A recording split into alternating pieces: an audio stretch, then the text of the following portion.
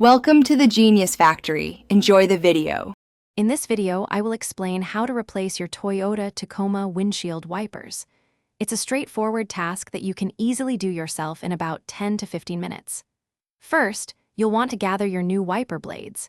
Typically, the driver's side is 22 inches and the passenger side is 20 inches. Also, grab a soft towel or some cardboard to protect your windshield during the process. Now, let's remove those old blades. Gently lift one wiper arm away from the windshield until it locks into an upright position.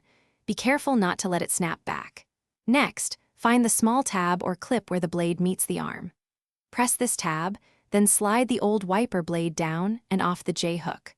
Once removed, carefully lower the empty wiper arm onto your protective towel or cardboard to prevent any damage to your windshield. With the old blade off, it's time for the new one. First, remove any plastic protectors from your new wiper blade. Then, align the new blade's connector with the J-hook on the wiper arm.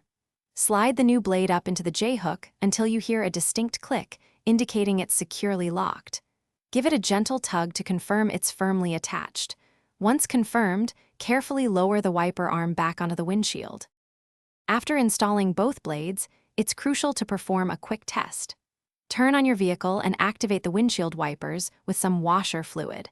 Observe their performance to ensure they move smoothly and provide clear, streak-free visibility. If everything looks good, you're all set. Remember to regularly clean your windshield and the wiper blades themselves to extend their lifespan and maintain optimal performance. Thanks for watching. If you found this helpful, don't forget to like and subscribe.